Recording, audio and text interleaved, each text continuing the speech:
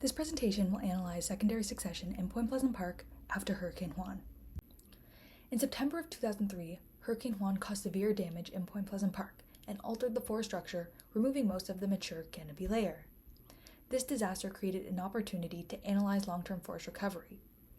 Understanding how forests respond to disturbances is important since climate change is predicted to increase the frequency of extreme weather events. Point Pleasant Park is part of the Acadian forest region, which is a temperate forest type that has a mix of deciduous species. It's also a culturally significant landscape. The park lies within Mi'kmaq, which is the unceded and ancestral territory of the Mi'kmaq First Nation. For the Mi'kmaq, this land was traditionally a gathering place, and it has ecological, cultural, and spiritual importance. To this day, the park remains valuable for its diversity, recreation, and ecosystem. Throughout our presentation, we will use the acronym BHD, which stands for Breast Height Diameter, and PPP, which is Point Pleasant Park. Our objective was to understand secondary succession in Point Pleasant Park following Hurricane Juan, and to understand how forests recover from extreme disturbances. We analyzed long-term data from 2004 to 2025 and examined how the forest community has changed over time and what that tells us about its current stage of succession. The data we looked at was the change in density of the overall forest community, the density of the dominant species in 2004 and 2025, and species richness. Our null hypotheses were that there was no relationship between the year and total tree density, there was no relationship between year and density of red spruce or red maple, and that there was no relationship between years passed since Hurricane Juan and species richness. Our alternative hypotheses were that there was a significant relationship between the year and total tree density, where total density increased.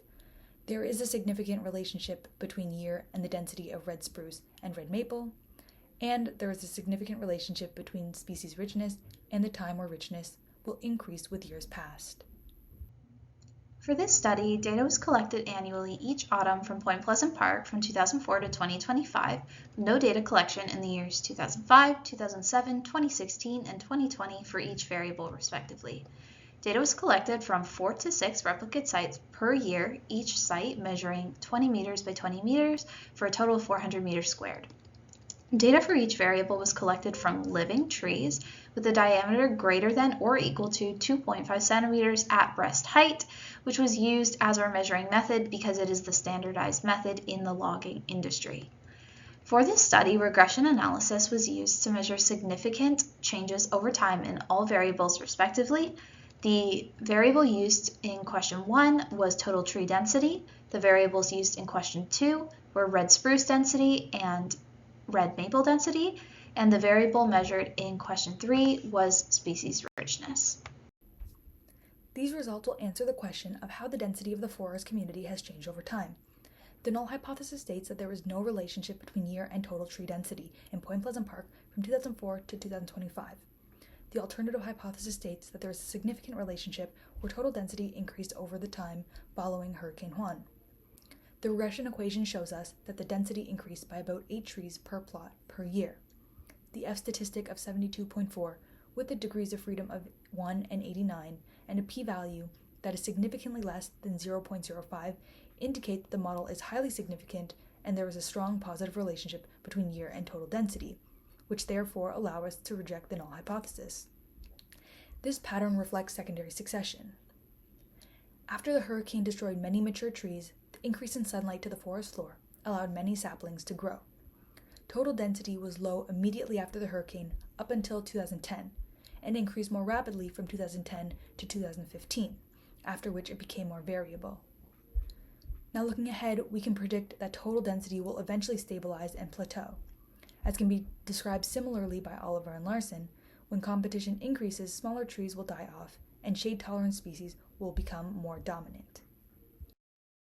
For question 2, we tested whether there was a relationship between year and the density of red spruce, which was dominant in 2004, and red maple, which became dominant by 2025 in Point Pleasant Park.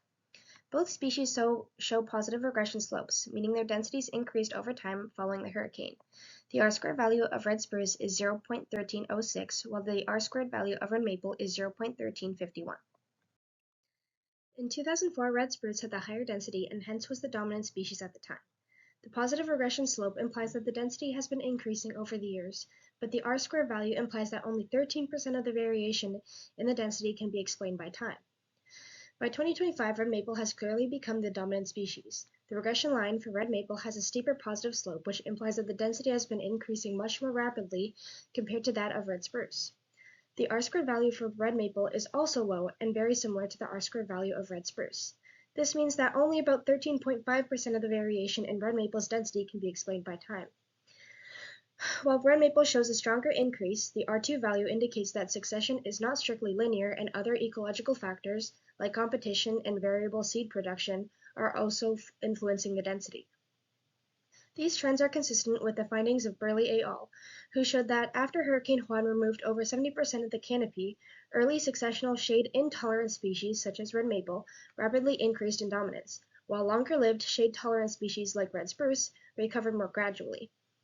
Their study concluded that Point Pleasant Park was following a natural succession trajectory driven by local seed banks and advanced regeneration rather than external intervention.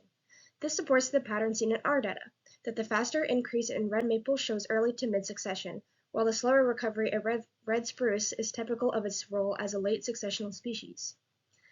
As the forest continues to progress towards its climax, we would also expect that the density of red maple would eventually plateau or maybe even decrease, while the red spruce may continue to increase.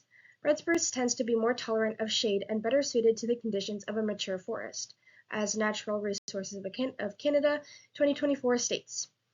While the low R-squared value indicates that time is not particularly accurate predictor of changes in density, the theory of ecological succession would indicate that species such as red spruce would eventually become more dominant. To examine changes in species richness in Point Pleasant Park, we conducted a regression analysis of species richness of trees from 2004 to 2025 after Hurricane Juan. There is a significant moderate positive relationship between species richness in the years passed since the hurricane. The p-value was significant, meaning we rejected the null hypothesis of no relationship between species richness and time passed. The regression equation indicates species richness increased by approximately 0.5 species per year, and this pattern indicates secondary succession is occurring within Point Pleasant Park. Immediately after the hurricane, from 2004 to 2010, species richness was low due to mature trees being destroyed in the hurricane. There was a gradual increase in richness from 2010 to 2018 as saplings began to grow. Another study by Turchin in 2016 found a significant increase in tree species richness in Point Pleasant Park from 2006 to 2015, which supports our findings. Based on the data, we can predict that species richness will increase and then stabilize as the forest becomes more mature due to the process of self-thinning. We begin to see this trend in the data as species richness gradually declined from 2018 to 2025. In conclusion, Point Pleasant Park is currently in a mid-successional stage of secondary succession following the major disturbance caused by Hurricane Juan. Our data show a significant increase in total tree density, rising by about 8 trees per plot per year, along with a moderate and significant increase in species richness. At the same time, average stem diameter has decreased slightly, indicating that many of the trees are still young. Red maple has increased more rapidly than red spruce, reflecting the dominance of faster-growing disturbance-tolerant species typical of mid-succession. However, because the park is located in urban Halifax, succession is influenced by human action. For example, heavy trail use and soil compaction can limit the regeneration of shade-tolerant species like red spruce, helping explain why red maple has expanded quicker. In addition, active management such as tree planting and removal for safety can accelerate regeneration, but may also shape species composition. As the forest continues towards its climax Acadian stage, we expect density to eventually plateau or decline due to self-thinning, average tree size to increase, and shade-tolerant species like red spruce to become more dominant. Incorporating Mi'kmaq principles such as two-eyed seeing could further guide recovery by combining Western scientific monitoring with Indigenous knowledge that emphasizes balanced, long-term relationships and respect for the land, supporting a more resilient and culturally informed forest. We would like to thank the students of Ecology 2060 from 2004 to 2025 for their efforts in collecting the data used in this study, and we would also like to thank Joanna for preparing the data and the graphs used in this presentation.